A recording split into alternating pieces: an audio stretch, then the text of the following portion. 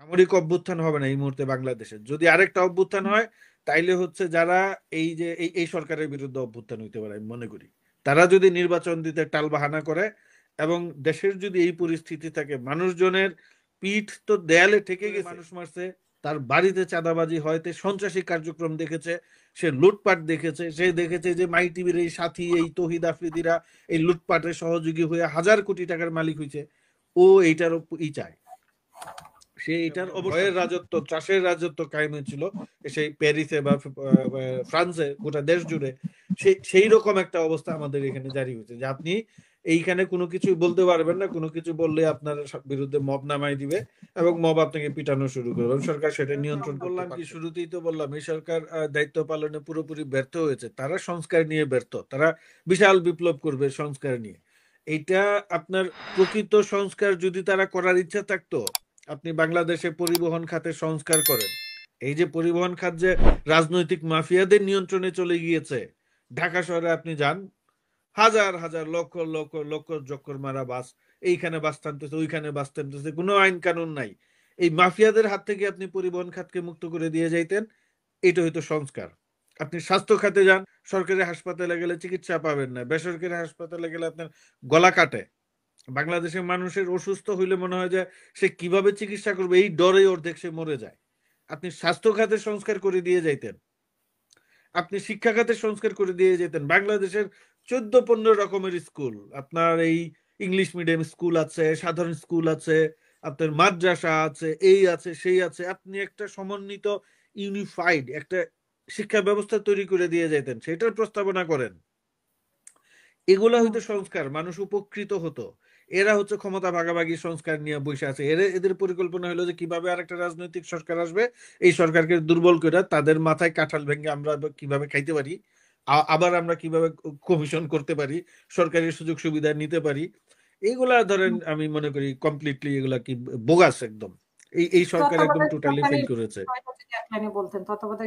আর আপনি সর্বশেষ যে প্রশ্নটা আপনি বলেন যে এই যে নির্বাচন করতে দেয়া যায় না, এই কু হবে ওই সেই কু হবে, একটা অংশ তো চাইছি পরিষ্কার ভাবে যেন এই সরকার ব্যর্থ হয়, মানে কি এই সরকার নির্বাচন করতে ব্যর্থ হয়, তখন একটা হজবরল হবে। মানে ওই যে একটা কথা আছে না, ঘর পুরায় আগুন, আলু পুরা দিয়ে খাওয়া।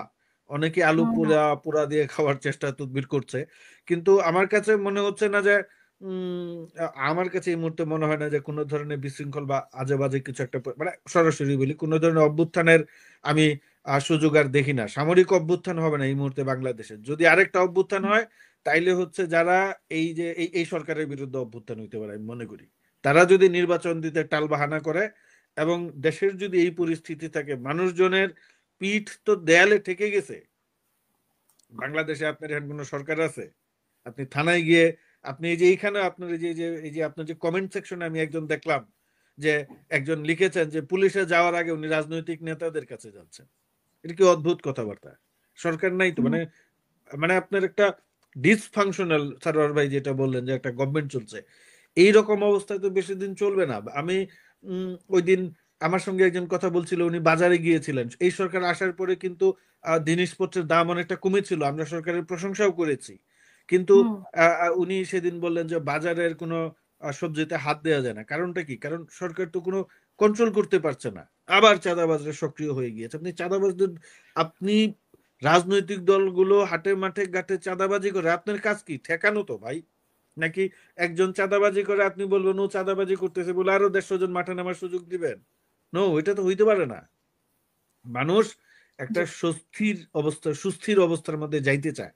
এইসব এই সংস্কার অমুক তমুক, এই ক্ষমতার বিকেন্দ্রীকরণ, ক্ষমতার ভারসাম্য, সম্রাট যেটা বললেন, এই যে আপনার জুলাই আগস্টের বিপ্লবে যারা শহীদ হয়েছে এরা শ্রমজীবী মানুষ। ও কিন্তু ক্ষমতার ভারসাম্য কি বুঝে না।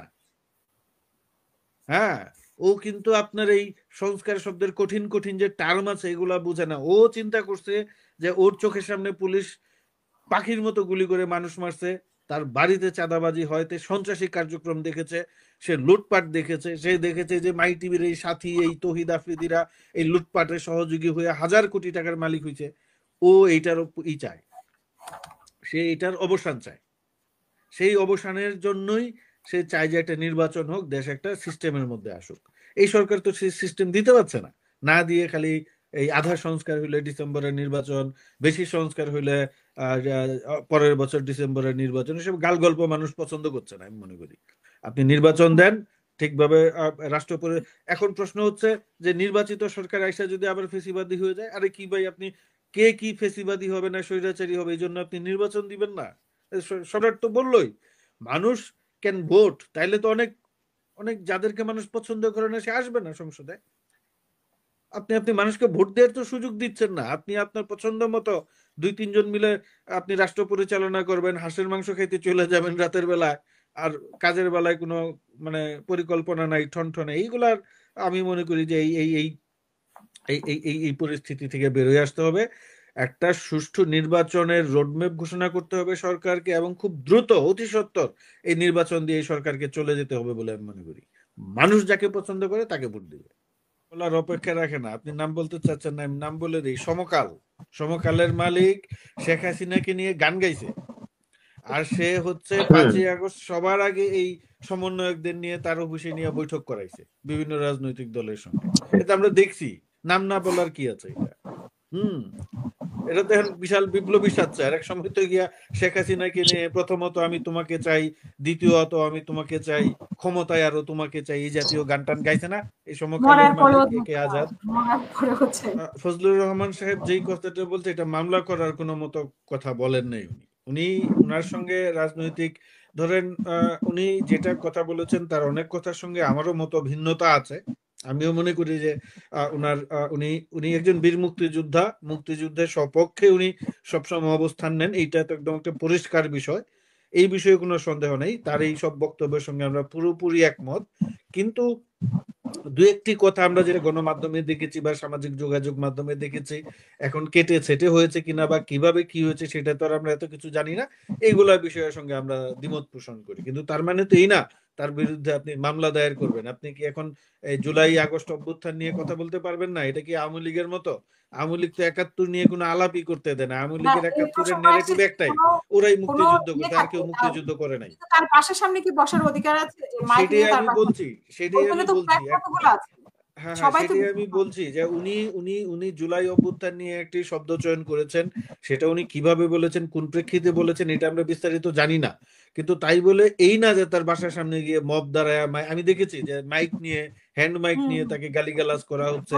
এটা তো একটা ভয়ঙ্কর, এটা তো একটা আতঙ্কের, মানে ওই যে ফরাসি বিপ্লবের পরে যে আপনার একটা রাষ্ট্র ব্যবস্থা কায়েম হয়েছিল, যে মানে কি বলে যে একটা মানে ভয়ের রাজত্ব, ত্রাসের রাজত্ব কায়েম হয়েছিল সেই প্যারিসে বা ফ্রান্সে, গোটা দেশ জুড়ে, সেই রকম একটা অবস্থা আমাদের এখানে জারি হয়েছে, যে আপনি এইখানে কোনো কিছু বলতে পারবেন না, কোনো কিছু বললে আপনার বিরুদ্ধে মব নামাই দিবে এবং মব আপনাকে পিটানো শুরু করবে, এবং সরকার সেটা নিয়ন্ত্রণ করতে পারছে না।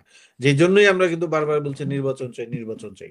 তবে যেটা হলো কথা, ফজলুর রহমান সাহেব বা রুমিন ফারহানারও কিছু কথা নিয়ে আলাপ আলোচনা বিতর্ক সৃষ্টি হয়েছে। তো আমি মনে করি শিকার হচ্ছে, রুমিন ফারহানা নিজেও বলেছে, সেটাও ঠিক আছে। কিন্তু কালকে নির্বাচন কমিশনে যেটা হয়েছে ভিডিওতে পরিষ্কার দেখা যাচ্ছে, উনি যখন কথা বলতে চাচ্ছিলেন তখন এক ভদ্রলোক তাকে ধাক্কা দিয়ে সরিয়ে দেওয়ার চেষ্টা করছিলেন, বা এবং 5-6 জন মিলে তাকে ধরে রাখা যাচ্ছিল না। একজন নারীর প্রতি যে অসভ্য এবং অভব্য আচরণ করা হয়েছে, এবং এনসিপির নেতা কর্মীরা বলছেন যে উনি তাদের নেতা এবং তার নাম আতাউল্লাহ, আমরা তাকে চিনি না, যাই হোক। এখন উনি যদি আতাউল্লাহ হয়ে থাকেন এবং এনসিপির নেতা হয়ে থাকেন, এটা অত্যন্ত নেক্কারজনক ঘটনা। এবং তারপরে তাকে যেইভাবে সাইবার বুলিং করা হয়েছে, এটা তো ভয়ঙ্কর একটা পরিস্থিতি। আমি মনে করি যে এই রকম যখন তখন মব সৃষ্টি করা বা সাইবার বুলিং করা, এটা আমার অভিজ্ঞতা আছে। আমি কি বলবো, আমাকে যেই পরিমাণ লোকজন এসব অশ্রাব্য ভাষায় আমাদের পোস্ট টাইপ ফেসবুকে গালিগালাজ করে, এই যে একটা সংস্কৃতি তৈরি হয়েছে 5ই আগস্টের পরে, সম্রাট যেটা বললেন, এই সংস্কৃতির জন্য তো আমরা লড়াই করি নাই, এই সংস্কৃতির জন্য তো আমরা রক্ত দেই নাই।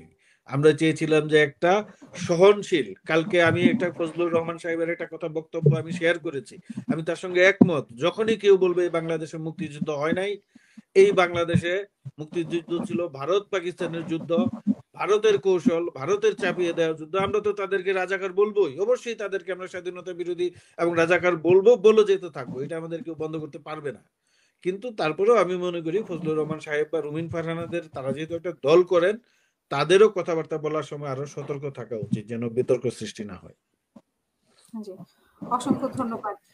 বুলিং এর কথা বললে আমরা আমাদের টক শোতেও দেখবেন যে এখন তো আমি কমেন্টের দিকে তাকাই না, কারণ এত আজে বাজে কমেন্ট আসে। বিশেষ করে আমাকে নিয়ে তো অনেক নোংরা, আমি জানি না, আমি তো শুধু উপস্থাপনা করি, কিন্তু আমার দর্শক, আমার অতিথিদের নিয়ে তো আসে, আমাকে নিয়েও আসে। এবং তো এই এটা এইসব আজে বাজে কমেন্ট কন্টেন্ট। মন্তব্য করে, এইসব আজে বাজে অশ্রাব্য ভাষায় গালিগালাজ করে সব হচ্ছে এনসিপি এবং এই জামাত শিবিরের লোকজন।